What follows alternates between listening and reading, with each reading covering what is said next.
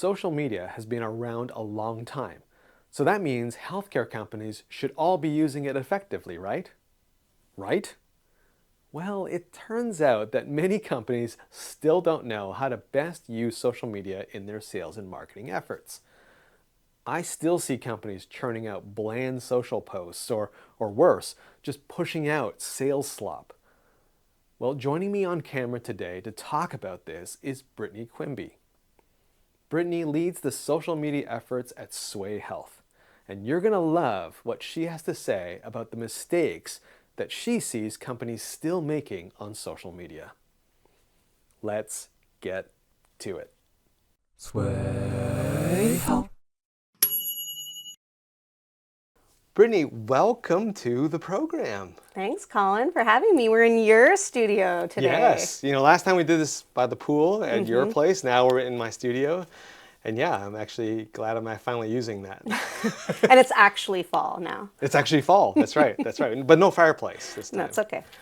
Anyways, Brittany, I'm excited to sit down with you to talk about social media.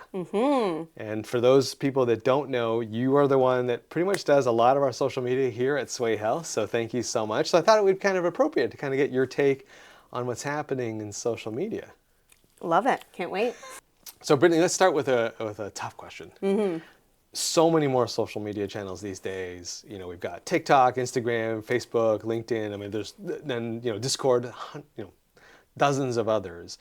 Is there one that you would recommend, one social channel you would recommend that healthcare organizations could use best to build up their brand?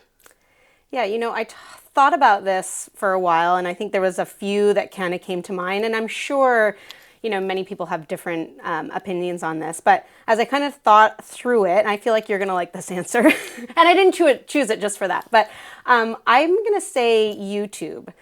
I feel like it's underutilized by a lot of healthcare vendors. We have a lot of healthcare vendors who are, building webinars, doing live demos, doing a lot of interviews, but aren't using this content to its full potential.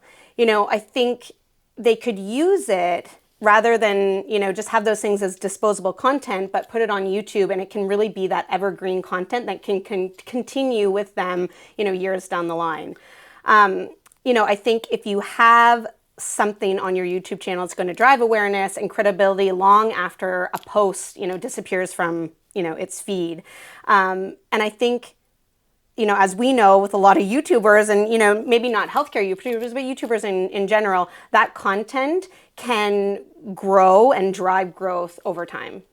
Well, what do they say, right? Like a picture is worth 1,000 words and a video is worth 1,000 pictures, right? So you can convey a lot more on YouTube than you can. I hadn't thought about that. I thought you were going to say LinkedIn, but I like it. You're right. YouTube can be a great brand builder. I did have LinkedIn at first, but then I was like, I think people are on there and have embraced that social channel pretty well. Maybe not as effective as they can, but I think that's kind of where you can drive that growth over time. You think of a lot of YouTubers who make certain videos maybe quarterly or whenever they do, but you're watching them years down the line. They're still getting, value from that content years later. Well, the other thing too that I like about YouTube is you can reuse that content on the other platforms very, very easily, where the reverse is not true. Right. You can't put a LinkedIn post on YouTube, but you can put a YouTube video in LinkedIn, in Facebook, on Instagram. You can cut it up. So I like that. That's a good one. So Brittany, one of the questions I get a lot is, how do you strike the right balance on social media between being too self-promotional or the other end, not promotional enough, where you're just commenting on things? How do you strike that right balance? Yeah, and I think we talk about this a lot, and my biggest thing is I think a lot of vendors confuse information with insight. So I think a lot of vendors are publishing a lot of information, but it's not actually insightful. So, I think it's great to talk about product features, stats, or awards, but I think there needs to be a balance of connecting the dots. So thought leadership really has to connect the dots for people and for your audience. So I think with whatever you're posting, you do need to think about like, here's what it means for you, or here's what it means for the industry, or here's how it's impacting you. I think if you have that perspective and you're thinking about that every time you show up in someone's feed, it's really important. Because if you're just posting, generic posts, or you're not really thinking about the why or the impact behind it, you're just going to be noise in an already, crowded conversation. This is another question, Brittany, that I get a lot. Can social media actually help with lead gen and the sales process and building up your pipeline, or is that just, that just too much hope? This is a tricky one for me, and I feel like people have different opinions on this, but I think for me, I think social media is less of a lead gen engine and more of a trust builder or trust accelerator, if you will. And, I think especially in B2B healthcare, everything is built on, relationships and trust and credibility. So, buyers need to really understand and believe that you know their world. And, when your brand consistently shows up on social media and you're providing good insights and human interaction and engagement, you're really building that trust at scale for the audience. And I think trust pays off. So I think you may not get as many direct leads as you think, but you're really, accelerating that sales cycle because you're constantly showing up in a meaningful and trustworthy way for your audience that, maybe when you do walk into that room at a conference or you meet someone, it kind of just propels you a little bit further in that sales cycle. Yeah, I like what you said there, because I don't think you should directly tie social media to leads generated, because good luck. Right. Yeah, like how many form fills are you actually getting from a social media post? Probably not many. Yeah, there's one thing to say if the only thing you're posting out there is links to your ebooks or whatever, but I'm pretty sure those posts are probably not doing very well. Right. And so therefore it probably hampers and will actually move you away from social media when actually you should be embracing it for a very different reason, right? It's more about, as you call it, sales acceleration, building trust, getting your name out there. So I like that. But still, it doesn't stop people, right? No. We hear it all the time. People still try to use social media primarily as a lead gen engine. And I think, people maybe initially thought that it would be that and maybe are still trying to get it to work like that for them. But I think social media has really changed.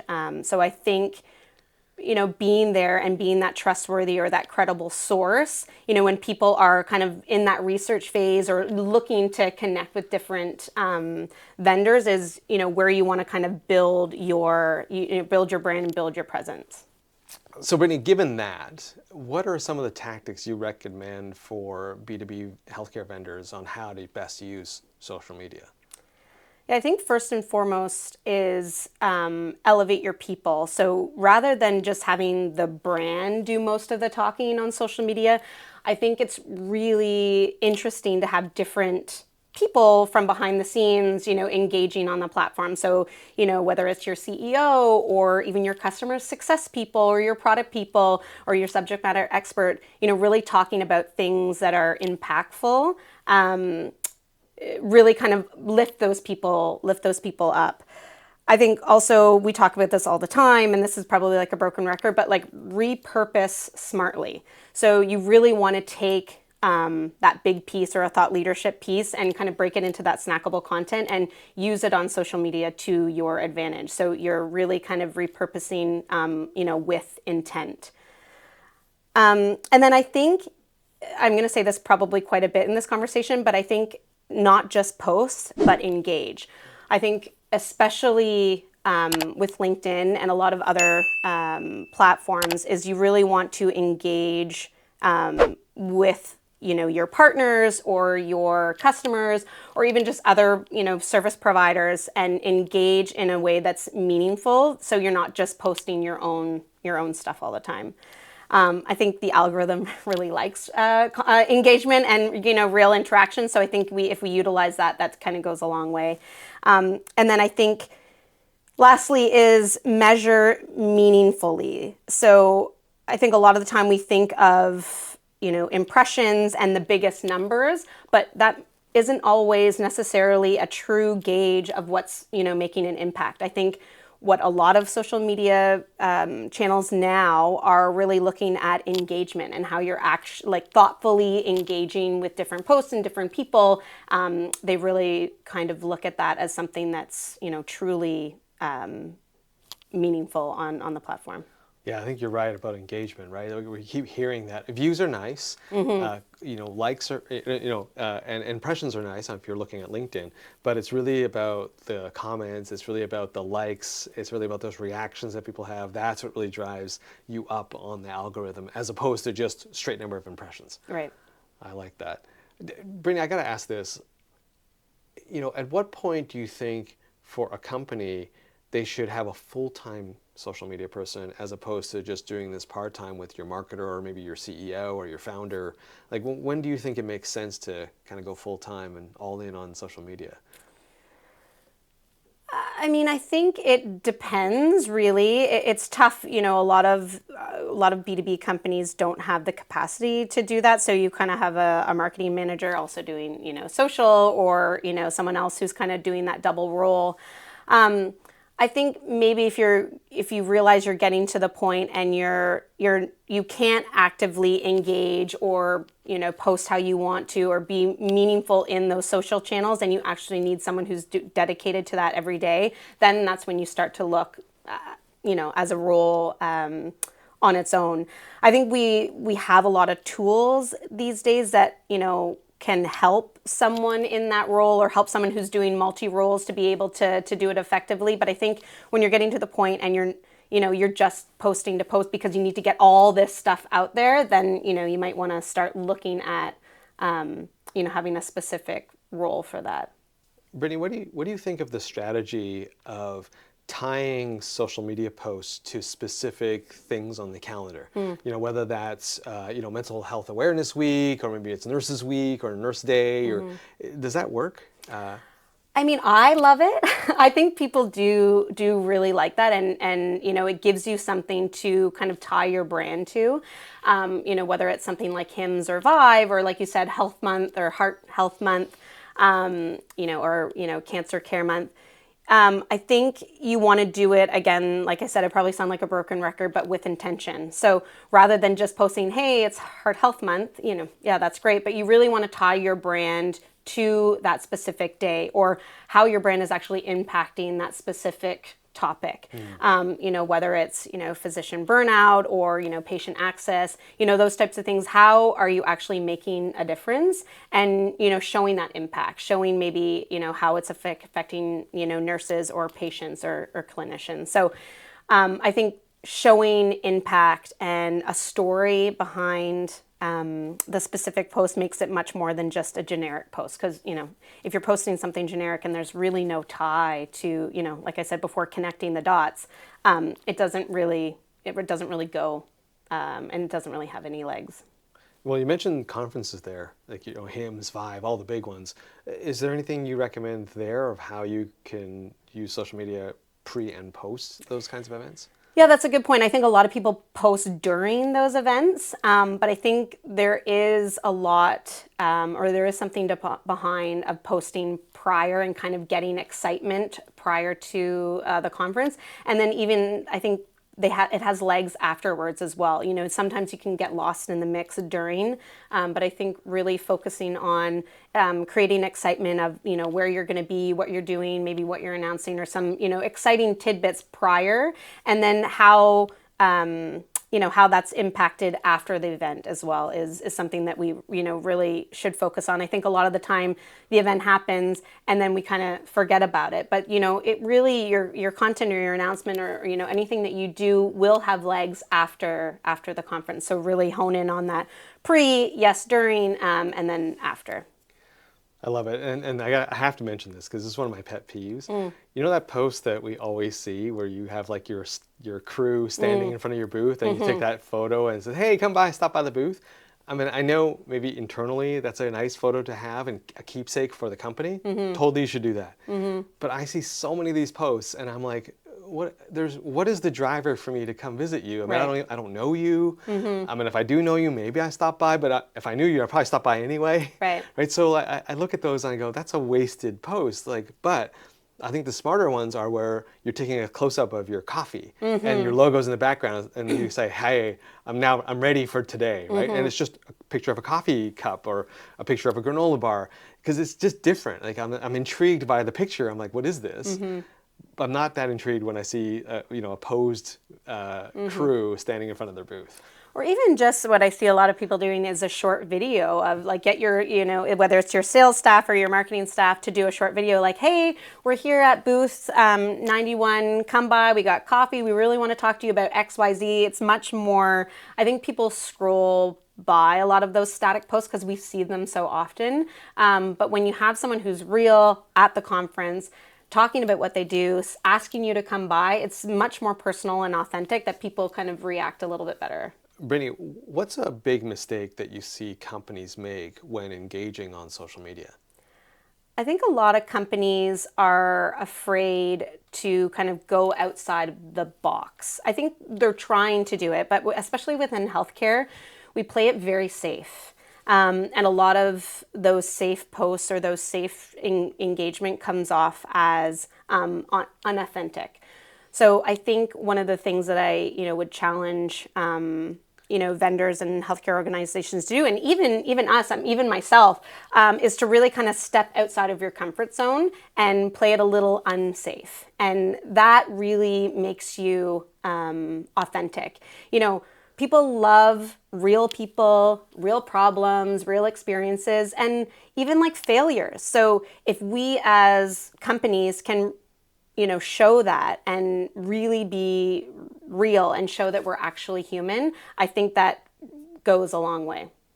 What's one next step or next play that you would recommend to anyone listening and watching this who's working at a B2B company and doing social media? Yeah, this is kind of, maybe not out there, but maybe a different strategy that most people might do or say. But I think it really ties back to the things that we were talking about before about engagement. So I think for the next 3 months, one of the things that I would recommend is really focus on engagement on your social media platforms. So not only on your own posts, but on other people's posts. So really thoughtfully, going in every day and commenting on other people's posts. So whether it's your partners or your clients or even your competitors, really focus on thoughtfully coming up with engagement or comments on social media is a great way to celebrate other people's success, but really amplifying other people's voices that aligns with your brand mission, obviously. But that's how you, I think, can move the needle beyond just posting about your own content. So Brittany, thank you so much for coming on camera and talking about social media. It's always fun to have you on the program. Thanks, Colin, for having me. I love this. I loved all of Brittany's recommendations, especially the one about focusing on engagement on social platforms rather than impressions. I also appreciated the mistake that she sees companies making on social media over and over again, and that is playing it way too safe. What do you think? Let us know in the comments. And hey, if you enjoyed this discussion, please mash that like button and click subscribe, so that we can continue to bring you more great interviews like this one. I'm Colin Hung. Thanks for being here, and I'll catch you on the next video.